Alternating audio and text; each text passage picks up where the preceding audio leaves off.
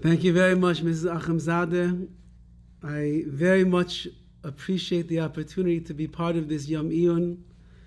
I know we're supposed to be in person, and we were all hoping that we'd be together. But the pandemic, as you pointed out, the pandemic continues, and there wasn't enough to bring us all together as one. I mentioned to Mrs. Achemzadeh in the very beginning that it's a speech that I look forward to every single year. And I realized afterwards that's the wrong way to say it. You don't look forward to speaking about Tisha B'Av. On the other hand, we hope that we wouldn't have to have a Tisha B'Av again, and we don't have to have a Yom Iyun. Rather, it would be something to usher in, as Rabbi Akakin was saying, it would usher in the tidings of Mashiach. However, what I wanted to say was that it's always an honor to speak to women that are thirsty and that are yearning for growth in Ruchnius, women that are looking for an understanding of why we are here in this world, and women that are trying to make changes in their life, that they in fact should be the people that will be Zaika to usher in the Mashiach Tzidkenu b'mheira v'yameinu. So tonight I want to speak a little bit about the pandemic, because it has a lot to do with our Tisha B'Av. We've been living in a world for the last 5 months that is something that none of us will probably ever forget. We were functioning as normal up until about March 15th. We were going to school, our shuls were opened, the yeshivas were booming and they were blossoming. People had business and they had work, they were making money, they were making deals. Health was good, it was strong, it was sturdy. Life was normal, as we would call it. And then suddenly, just like that, the world declares something called a pandemic. And the pandemic means that this disease, which started someplace in China, was circulating its way around the world. And at the drop of a hat, everything changed. Everything changed. In one day, we closed our shuls. In one day, we closed our schools. In one day, the yeshivas, all the boys and the girls from seminary, they were all coming home. We suddenly had to put on masks everywhere that you go, if you're allowed to go any place. Children cannot see their parents. Grandparents cannot see their grandchildren. Nobody will ever forget the most somber, or for some of us, an inspiring Pesach, where everybody sat with their own families giving over the Agadat L'Bincha, the story of the Seder of Yetzias Mitzrayim. But our parents and the grandparents and our guests who look forward to coming to our house every year, nobody was there.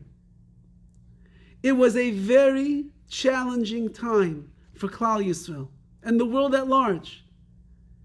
And we showed ourselves that if we need to change our daily occurrences, if we need to adapt different actions upon ourselves, if we need to think and adjust our vision of what the world is all about differently, then in an instant, if that's what life calls for, that's what we can do. And that is what the pandemic has taught us. It's taught us that if we need to change, if there are diseases in the world, if there is a virus that you can't even see with the naked eye, but you know that it's there because you see the effects that it's having on people around us. So then when we need to change the way that we're going to live our lives, in an instant, Klal Yisrael can change. And we can hold of the restrictions, we can hold to the lockdown, we can hold of all of the chumras, all of the tremendous stringencies that are existing right now in the world. It loosened up a little bit, now it came back some more. But if we need to change, we can change. So I was thinking to myself the following.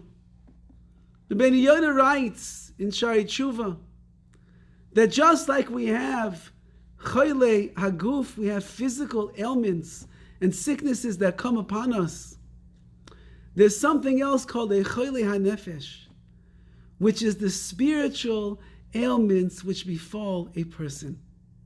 When our neshama is out of whack, when our ruchnius, our spirituality, is not surging the way that it should, when our mitzvahs are deficient, when our midos are unkept, when our Yirah Shamayim is absent and vacant from our lives, when we don't feel the inspiration and the Avas Hashem, the love of the Ribbono Shel Olam, there's something called Chole HaNefesh. It's called the spiritual sickness and ailments that a person is going to live with. And if you look in the dictionary and you see what the word pandemic is translated as, it's the following: an outbreak of a disease that occurs over a wide geographic area and affects an exceptionally high proportion of the population. There is a spiritual pandemic that has been raging through Klal Yisrael, not just for 1 year or 2 years or 10 years, but there is a spiritual ailment and pandemic that has been roaring around the Jewish people for 2,000 years already, since the Beis Hamikdash itself was destroyed. It affects every single Jew, no matter what country, no matter what part of the world they are in. And the Arba Kanfais Haaretz, the four corners of the world, it's found every place. And you don't have to go much further than your own heart. And of course, we know that that pandemic that we are referring to over here is nothing less than Sinas Chinam, than the hatred that a Jew harbors in their heart for another Jew. And of course, we all know the famous Gemara. Perhaps it was spoken out by one of the other speakers tonight. And it says, Migdash Rishai Mibnei Ma'acharav. Why was the first Beis Hamikdash destroyed? Mibnei Gimel Devarim Shahayu Boi, because there were 3 terrible sins which took place: Avodah Zarah, idol worship; Gilui Arayos, illicit relations; Ushfichas Damim, and they were killing people. Horrible, horrible things. The 3 cardinal sins that it is the exact opposite of what a Jew is supposed to become. And then the Gemara says, what about the second Beis Hamikdash? Why was that destroyed? Says the Gemara of Al-Migdash Sheni, but the second Beis Hamikdash, they were sitting and they were learning. They had more yeshivas than ever. The chachma, the wisdom was filling up the land of Israel. The people were involved with mitzvahs and they were being so careful the way they did things. Ugemilas chasadim, they were doing acts of kindness and doing chesed and giving tzedakah, making gemachs, running programs, helping out with meals, everything. So then why was the Beis Hamikdash destroyed? I understand the first Beis Hamikdash was destroyed because they were doing awful, awful things. But in the second Beis Hamikdash, the people, they were tzaddikim, learning Torah, doing mitzvahs, acts of chesed. Says the Gemara, and you all know what it says, by Sinas Chinam, because there was senseless hatred of one Jew for another. Lilamedcha, says the Gemara, you know what it's coming to teach us? Sheshekulo Sinas Chinam keneged shalosh averos. Sinas Chinam is equal to all of the 3 cardinal sins, which itself is a wondrous statement. What exactly does the Gemara mean by that? If you hate somebody, you hate another Jew, it's like worshiping idols. Or if you hate another Jew, it's like worshiping idols, killing people, and having illicit relations. And yet the Gemara says that it's equal to all 3. But then the Gemara goes on. And the Gemara asks, Ubemigdash Risha in Leihava Beis Sinas Chinam. In the first Beis Hamikdash, there was no Sinas Chinam? Of course there was. The Gemara goes on and brings psukim, verses, and it proves to us there was some serious hatred going on by the first Beis Hamikdash as well. So what happened? So how come then by the first Beis Hamikdash they were redeemed, and the Golus, the exile, ended and they came back, and by the second one it hasn't ended yet? So the Gemara says, Rishainim, by the first Beis Hamikdash, Shenizgala Avainam, that they revealed their sin. They revealed the sin of their hatred that there was inside their hearts out to the world. People knew that they were hated. Nisgala Kitzam, therefore the end which means the end of the exile, it was also revealed.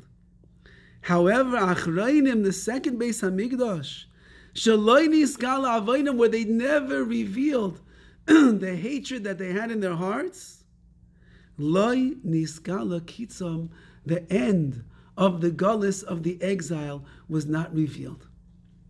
So there's two questions on this Gemara which are mind-boggling questions. Number one, how is it possible that the Gemara can say over here that the sin of Sinas Chinam, hating your fellow Jew, is equivalent to all of the three cardinal sins at once, killing and idol worship and illicit relations? And number two, what does it mean when the Gemara says that by the first temple there was Sinas Chinam, but they revealed it? In the second temple there was Sinas Chinam and they didn't reveal it. And since they didn't reveal the Sina, the hatred that they had, therefore HaKadosh Baruch Hu is not going to reveal the end of the exile of the Gullus that we're going to be in. What exactly over here is the Pshat? What is Sinas Chinam? What is the senseless hatred that the Jewish people were struggling with and they were suffering through in the second Beis HaMikdash? So the Netziv, who in his introduction to the Sefer Breishis, to the first book of the Chumash, he speaks about the difference between the Avos HaKadoshim, Avram, Yitzchak, and Yaakov, and the Jews that were living in the time of the second Beis HaMikdash. And he writes over there the following. He explains, like the Gemara, that the Jewish people, in fact, were tzaddikim. They were learning Torah like never, ever before. They were doing chesed like never, ever before. Their observance in mitzvahs was to the highest level you could imagine. Everything was mahadrin min mahadrin, the highest level possible. So what's the pshat? What does it mean over here then? That they were fostering this sinas chinam, this hatred that was there inside of them. Says the Netziv, and listen to these words that he writes. He says, you know what the problem was? The hatred that was enveloped inside the hearts, one against the other. When they saw somebody else that was acting in a way that was not the same way that I would fear HaKadosh Baruch Hu, they did mitzvahs differently than I do my mitzvahs.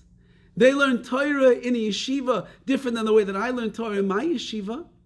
He dresses a little bit differently than I do. His shirt has colors in it, maybe it has stripes. His yarmulke is black or it's blue or it's striped. Maybe his yarmulke is knitted. I don't wear a knitted yarmulke. I don't wear a velvet yarmulke. He's wearing a black hat. I don't wear black hats. She wears a sheitel, but I would never wear a sheitel. She wears a shmata on it. I would never wear a shmata on my head. Says the Netziv over here. You know what the problem of the Sinas Chinam was? It's frightening what he writes over here. But when one religious person saw another religious person, and that person was keeping their Yiddishkeit differently than I was, we began to look at that person as a tzeduki or an apikoris. That person is a heretic. That person is not keeping Yiddishkeit. That's not what learning is all about. That's not what mitzvahs are all about. That's not the way that you keep Shabbos. That's not the way you live your life. That's not the way you dress. How could a person who's religious dress in such a way?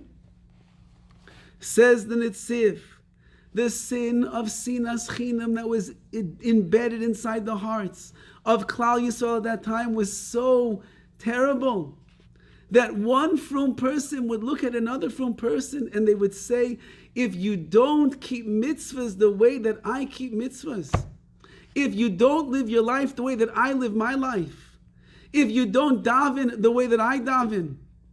I was once in a shul, someplace, I'm not going to say Lashon Hara on the town nor the shul. And there was a Svardish Oval. There was a man that he was Sfardi. He came from out of town to sit Shiva by his parents. And they didn't have a minyan in the house. So he had to come to shul to daven from the Amud. And he came to an Ashkenazi shul. And he got up, he said, I'm an oval, do you mind if I daven? And they said, of course, you're an oval. They saw the rip in his shirt. They saw that he wasn't wearing shoes on his feet.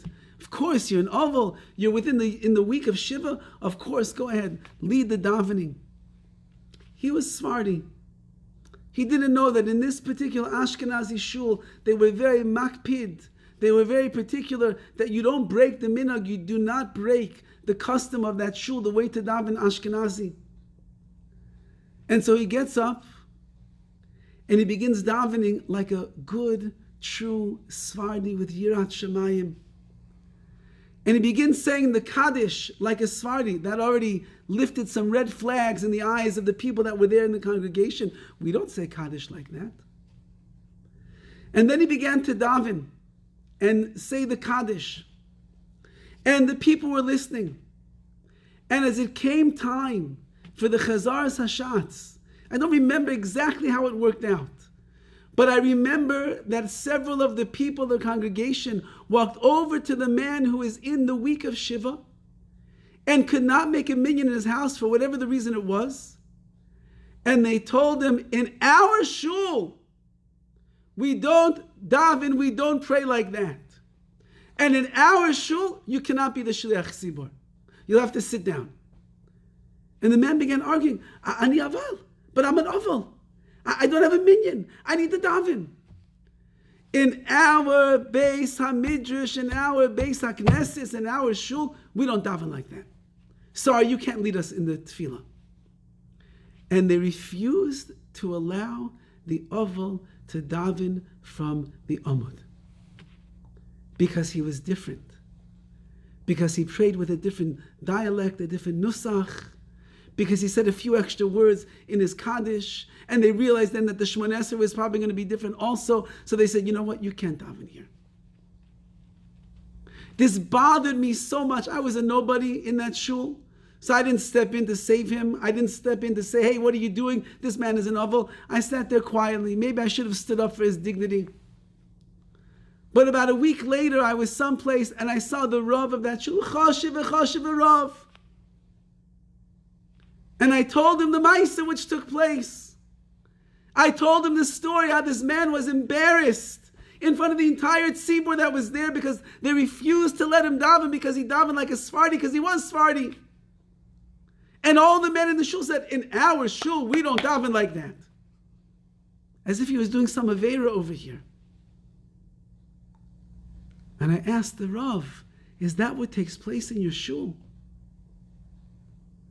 And he looked at me and he had no answer. Says the Nitziv, you know what the issue of Sinas Chinam was at the time of the Churban HaBayis, the second Beis HaMikdash? The Jewish people who felt we're so great in Torah, we're so great in mitzvahs, we're so great in chesed, as long as you do everything like me. As long as your yeshiva looks like my yeshiva, and your shul looks like my shul, and your chesed is like my chesed, and your mitzvot are like my mitzvot, as long as it's like me, it's all good.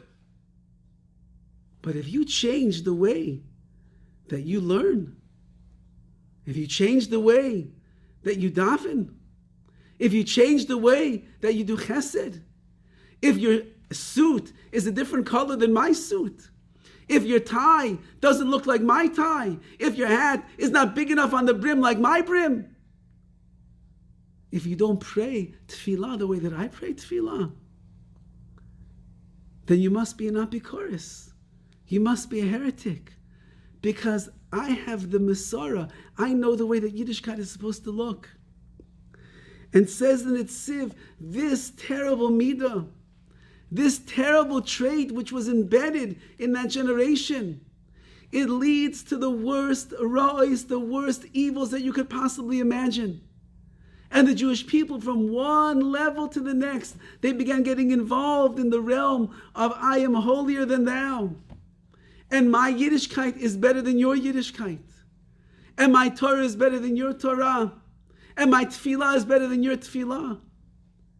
And then, says the Nitziv, it leads to a churban, to a destruction of the Beis HaMikdash.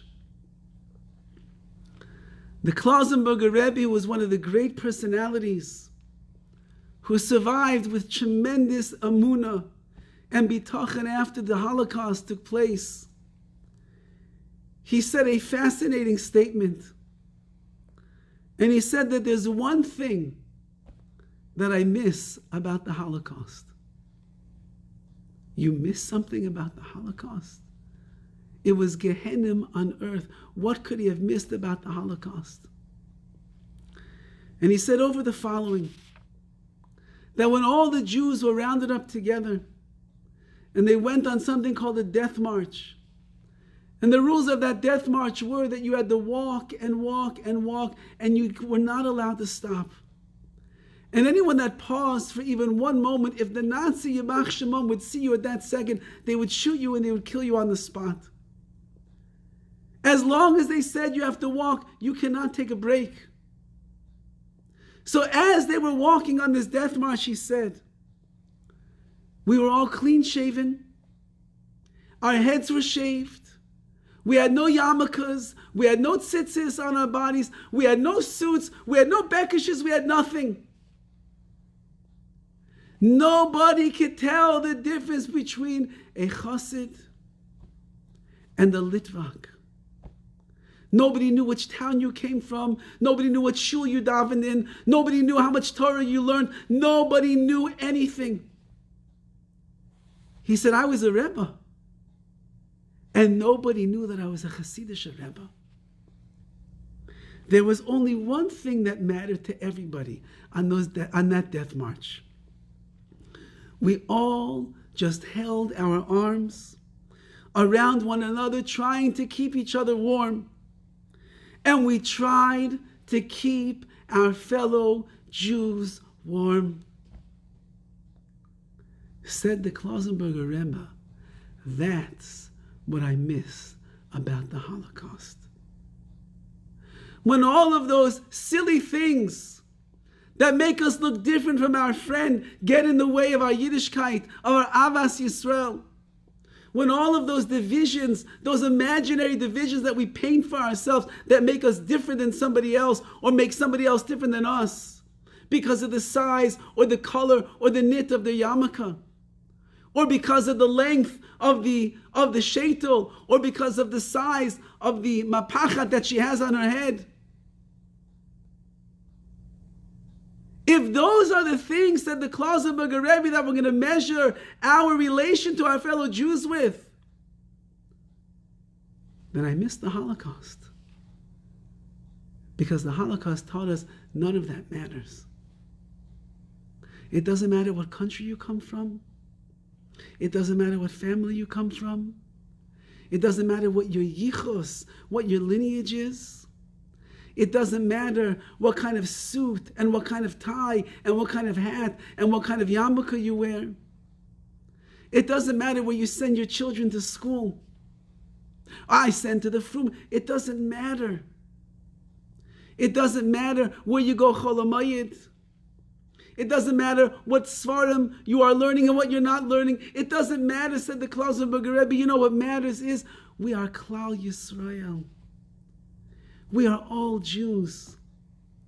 And if I would look down on another Jew merely because I don't think that they are as holy as I am, because they keep things a little bit differently than I do, they eat different foods by their Shabbos table, so therefore I don't hold of such a person. Says the Netziv, that's the Sinas Chinam of the second Beis HaMikdash. And they were tzaddikim. And they were learning Torah like never before. And they were doing chesed. Who knows how many gemachs they had in the old city of Yerushalayim during that time. And they were giving out money for free to help people along with simchas to marry off their children, to make brisses. Who knows what they were doing? But you look down on another Jew merely because he's different than you, and you think that he or she is not right? That, says the Netziv, is the Sinas Chinam. And HaKadosh Baruch Hu says, Einoi soivel tzadikim ke'elo.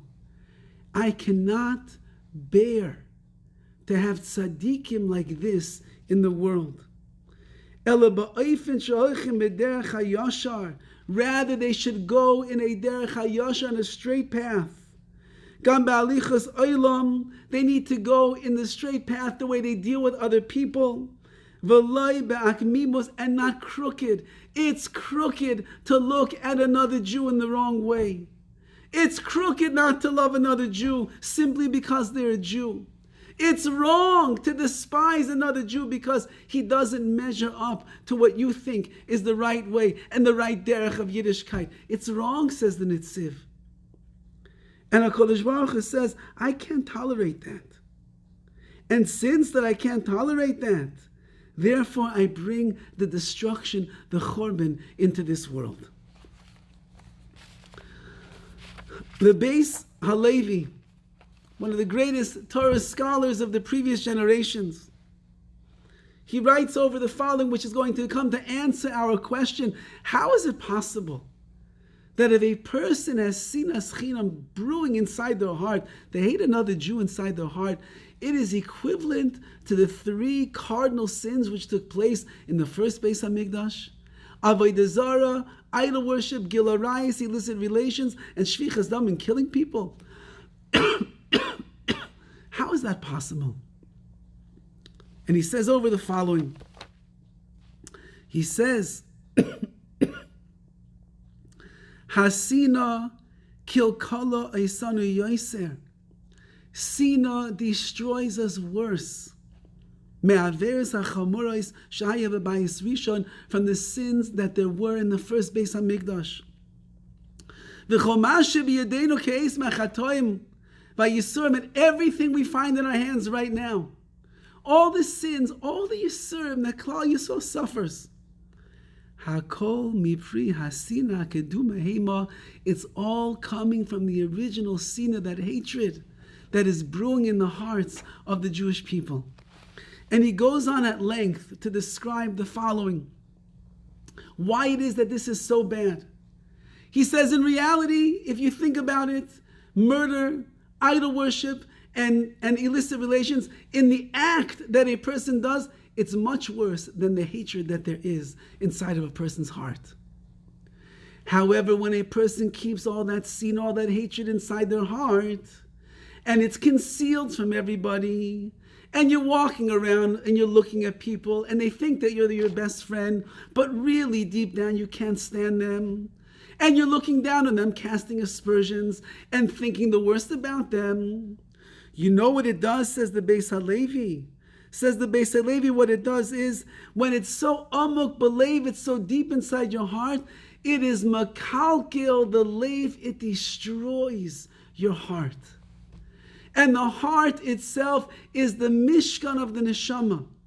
It is the dwelling place of the soul. It's the way you're going to access your neshama.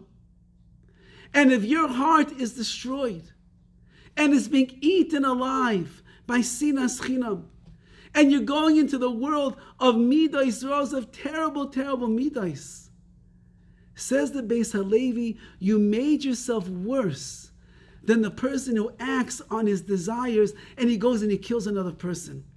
He does the act, it's over. He has illicit relations, he does it, it's over. He bows down to the idol, it's over. But when you are brewing with Sinas Chinam, with hatred deep, deep down inside of your heart, you know what is going on? You are literally destroying the very fiber of who you are, which is your beautiful lev, your beautiful heart, which is a place where you can access your neshama, where all the kedusha, all the holiness, all the sanctity, all the purity is going to come inside of you. And when a person destroys that, he destroys himself.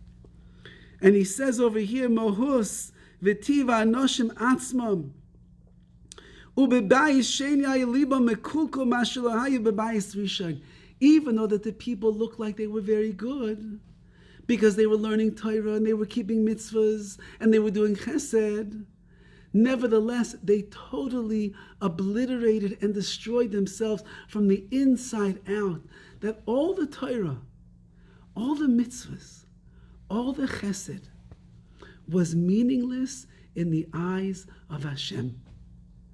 And he quotes over here the words of the Vilna Gaon. And the Vilna Gaon writes that what took place in the second Beis HaMikdash,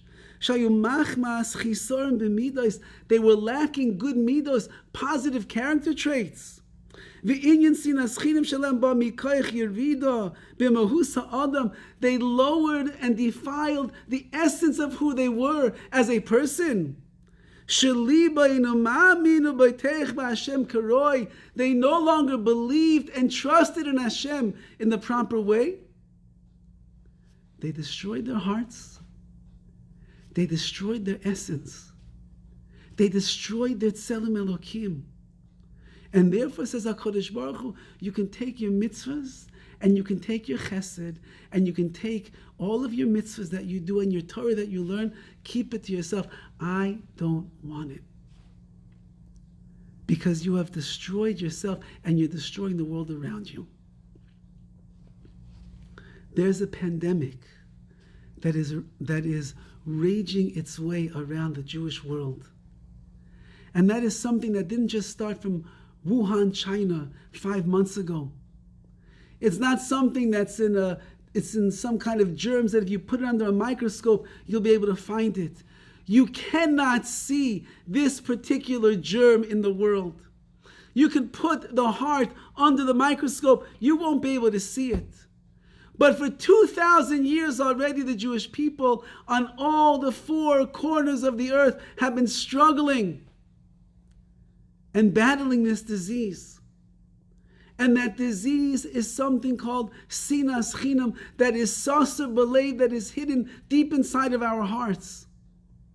And the Ribono Shel Olam is asking us, and he's begging us, just as you had no problem changing your life, and putting on a mask, and closing your shul, and not having your parents over for the Seder.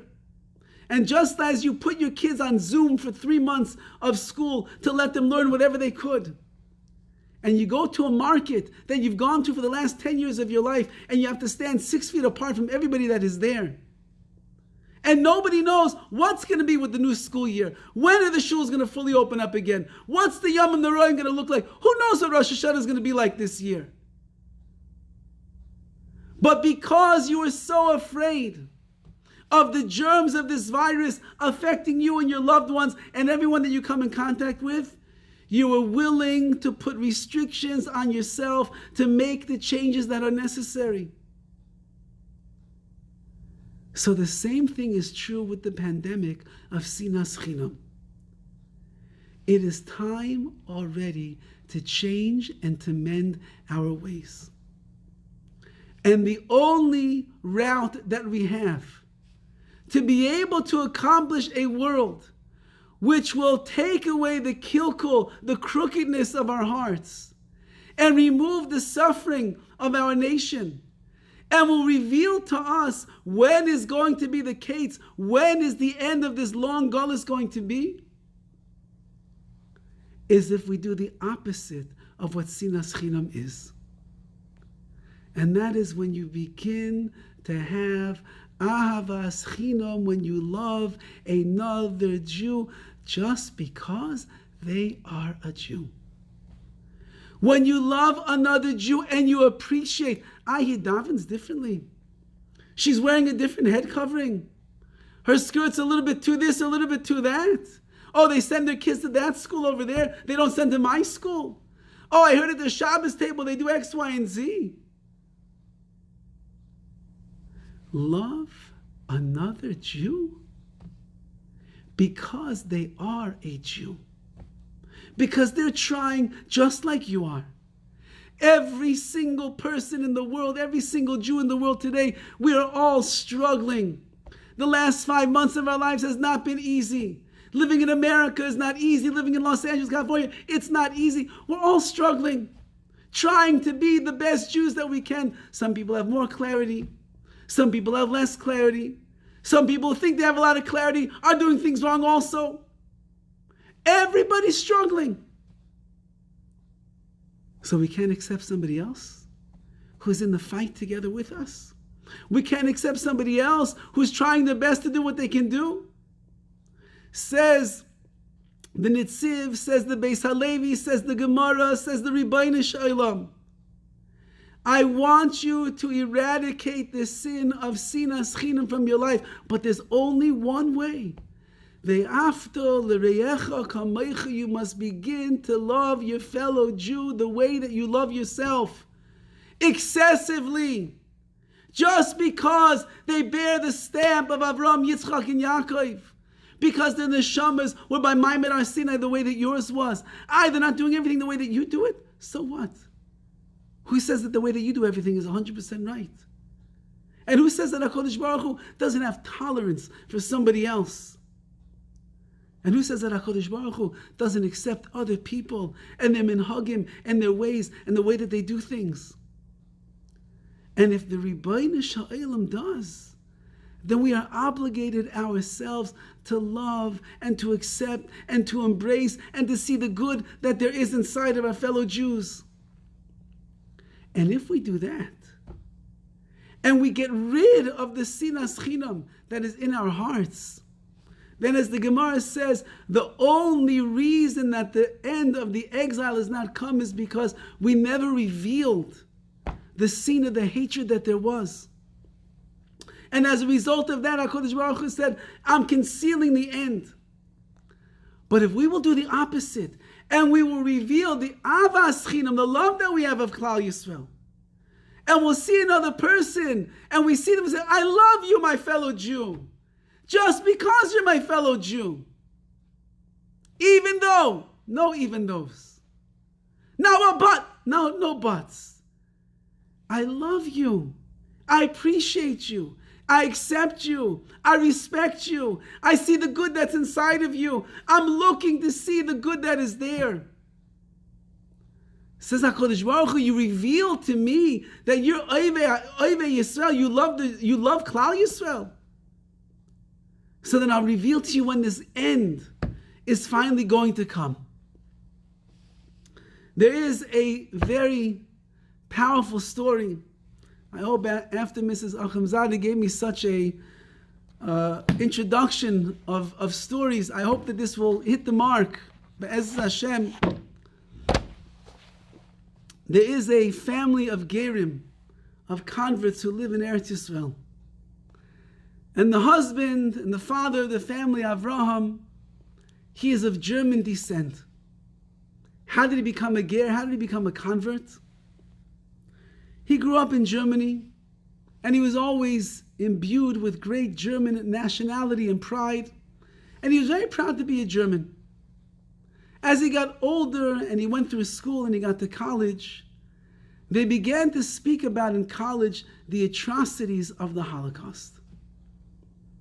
And as he began to study the atrocities which took place, it was mind-boggling to him, just in the black and white facts that there were in the history books, what the German people did to the Jews.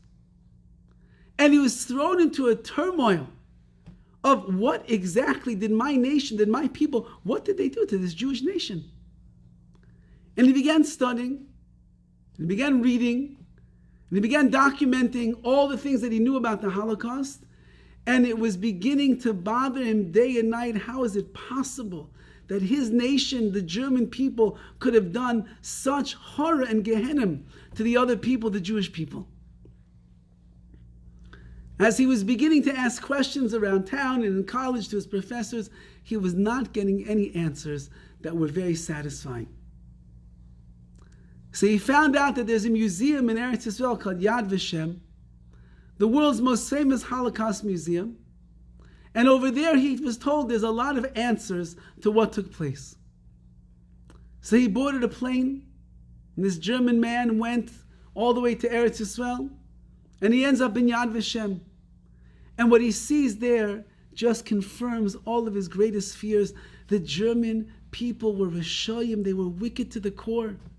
How they took helpless lives, children, millions of Jewish people, gassed them in the gas chambers. He just couldn't believe it. And he had such a disgust for the German people at that time, he decided he's never going back to Germany to be on that soil. At the same time, he started becoming enamored with Yiddishkeit, with Judaism. He saw such beauty, such grandeur. And he especially appreciated the fact that after the war was over, 6 million Jewish people died. The Jewish people didn't give up their hope. They began rebuilding and getting stronger and starting all over again, yeshivas and schools and chedarim, and they began recreating the Klal Yisrael that was lost. And slowly but surely he found his way to a yeshiva for Bali Tshuva. And he met with the Rosh Yeshiva over there and he explained his situation. And he was so sincere, he was so ehrlich in the way in which he was approaching it. The Rosh Yeshiva accepted him to the yeshiva right away. And after about 2 years of learning, 2 years of growing, 2 years of commitment, the Bezdin, the Jewish court, decided he's ready to convert to a life of Judaism. He converts, and now his name is Avraham. Avraham, like the first Jew that we have in this world. And shortly after his conversion, he begins thinking about marriage, and he's introduced to a fine young woman who's also a convert, and her name is Sarah. And Avram and Sarah become engaged to get married, and everybody's ecstatic. During the entire process of his conversion, Avraham remained very close to his mother. Obviously not a Jewish woman, she was a German woman, but he remained very close to her. His father had passed away when he was a young boy. He didn't even really know his father. But his mother he was very close to. And when he became a chassan, he called his mother and he said, "Mom, I would like you to come and be here for the wedding." Of course, I wouldn't want to miss the wedding of my son. And so she flew from Germany to Israel, and they had a reunion with each other after a few years. And son and mother began speaking openly like children and their parents are able to do. And they began reminiscing about his childhood and everything. And it was the day of the chasana, the day of the wedding. And he said to his mother, "I'm about to walk down the aisle to the chuppah. I'm going to start my own life. I'd like to ask you one question, Mommy. Can you please tell me how my father died? You never told me before."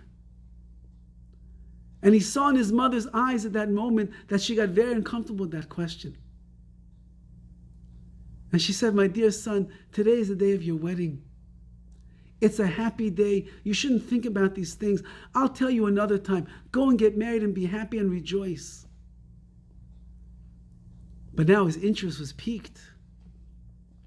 And he said to his mother, looking at her, "Please, Mommy, tell me, how did my father die?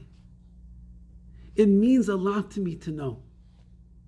And again, she told him, "It's your chassan, it's your wedding today. Don't think about it. I need to know." And she looks at her son and she says, "I wanted to protect you from the truth all of your life. But if you're asking, I will tell you. Your father is not dead, your father is alive. And he's sitting out a life sentence in prison.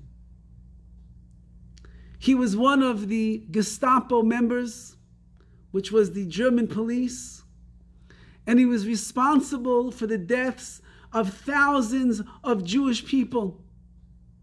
And he was brought up on charges, and he was condemned to a life sentence where he's going to wait out his life and die in prison. And I saved you all of your life from knowing the truth of who your father was so that you would never feel disgusted of where you come from."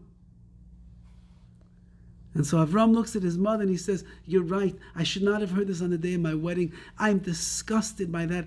I don't ever want to see or know from this man who calls himself my father."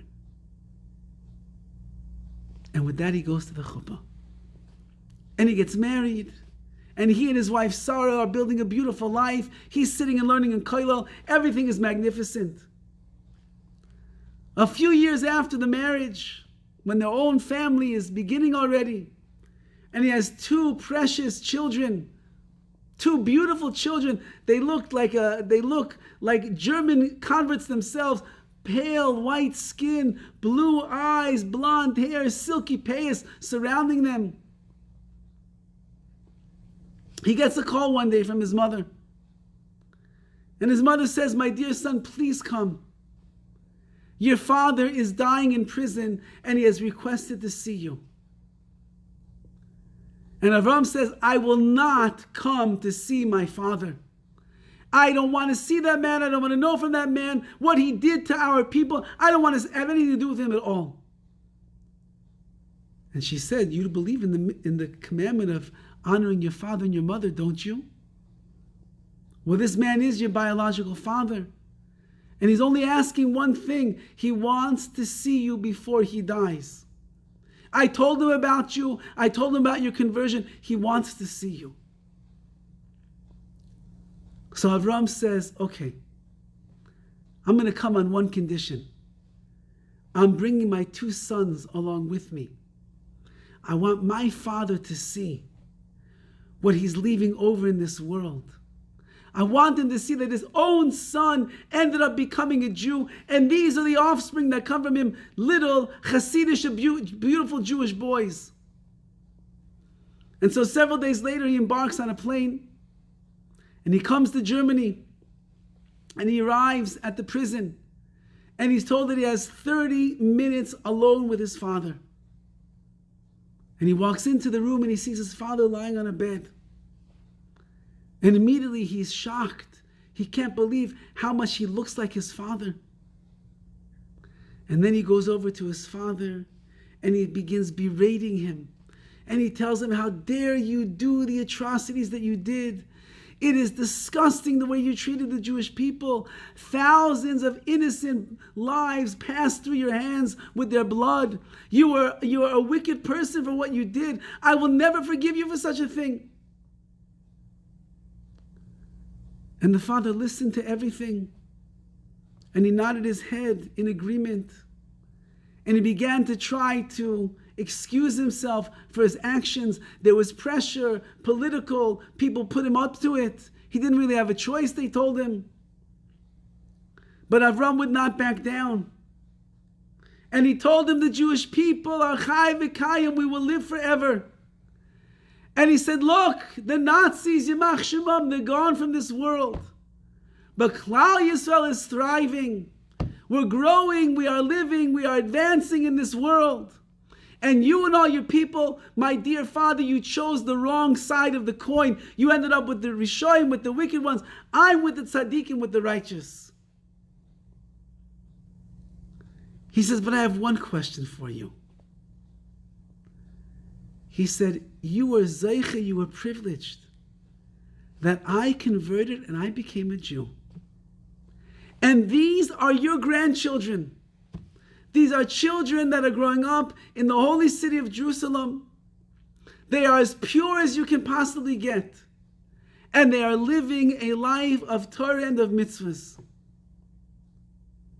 In all of your wickedness, you must have some merit that you did in order to be Zaika, to warrant having a family like this coming from you.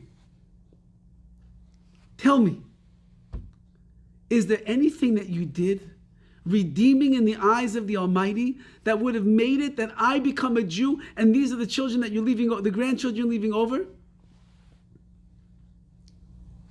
So the father, lying on his deathbed,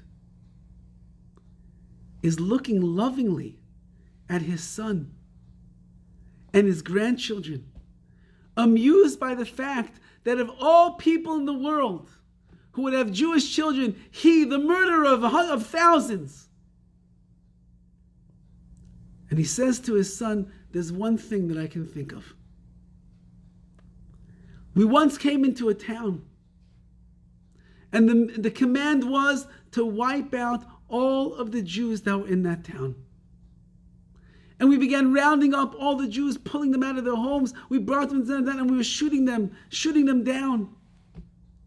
And whoever we didn't kill for whatever reason it was, we put them on the cattle cars and we shipped them off to the concentration camps where they would eventually meet their death as well.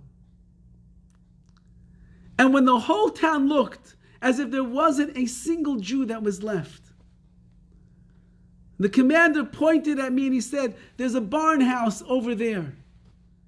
Go and see if some of those lowly, despicable Jews are hiding in that barn house."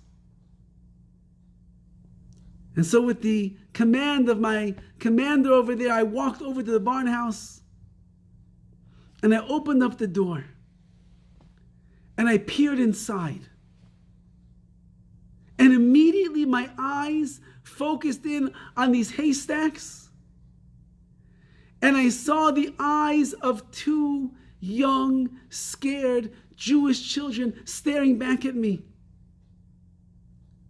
And at that very moment that I looked at that fear in their eyes, and I saw their innocence and their purity, I can't explain it. The evil man that I was, killing left and right. But a sense of compassion welled up inside of my heart. And I decided I'm not going to kill those two little children. Instead, I closed the doors to the barn house. And I came back to the commander and I told him, "There's nobody there." And he looked at his son, the Jew, the chassid, with those two little children standing next to his side. And he said, "Perhaps that's why I merited to leave over a son and grandchildren like you."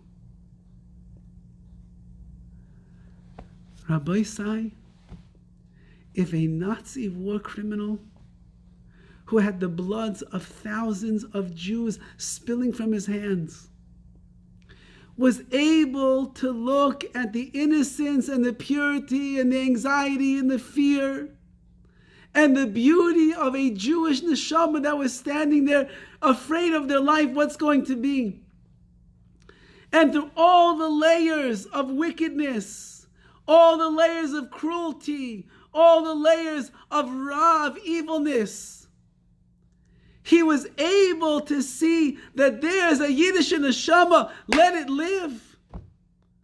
I'll pretend I didn't see them. I'll allow them to go on and survive as long as possible.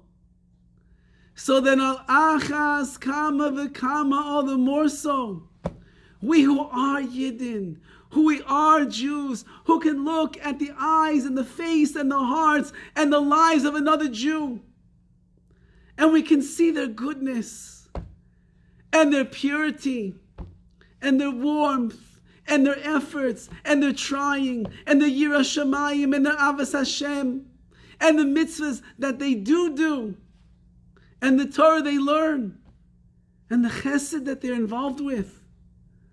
Then all the more so are we obligated with the mitzvah of v'afta l'recha kamecha, to love another Jew the way that we love ourselves with all of our hearts. Not because they're different from us to hate them. Appreciate the difference. Appreciate their mitzvahs. Appreciate their family. Appreciate why they chose to go to that school. Appreciate why they daven in that shul. Appreciate why they dress the way that they do. See the beauty of their neshamas. Don't see what you think in your mind is ugly because it's different than we are.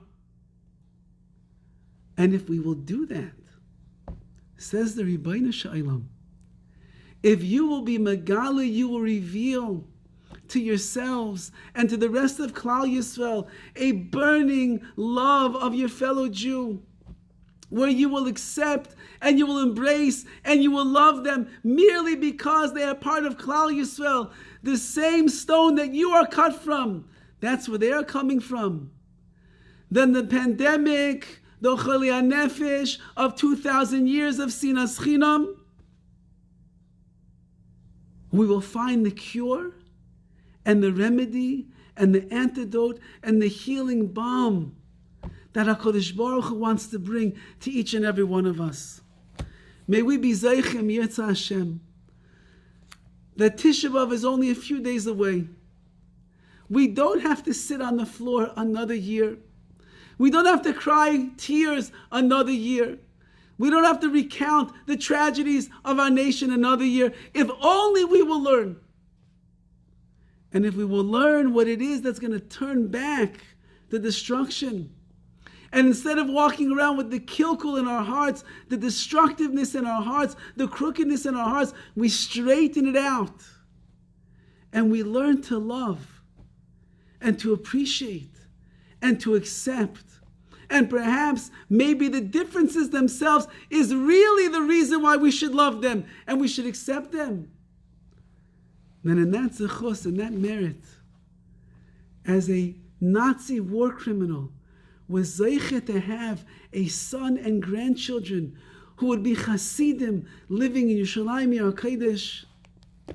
We, the Jewish people, we should be Zaika, we should merit that we and our families and our children and our grandchildren and our communities and our loved ones, all in Klal Yisrael, all across the world, we should be Zaika to be together this year on Tisha B'Av, not in America, wherever we are, but rather together as one in Yerushalayim Ir HaKodesh B'mheira V'yameinu. Thank you, Rabbi Horowitz. I'm glad I warned everyone to have your teachers next to you, and we were not turned down. Thank you very much. As I described, everybody was mesmerized. Not a single person left and came back. The participants were like holding on tight, listening to the speech. Thank you very much. Thank you, Rabbi Horowitz. So they say, Rabot machshavot b'lev ish v'atzvat hashem hitaku. So we tried to make this Yom Yiyun. First, I asked Rabbi Amir if he was able to speak. He was unable to speak in person. So I moved on. I couldn't have Rabbi Amir speak, so I had to move on to other speakers. And I went through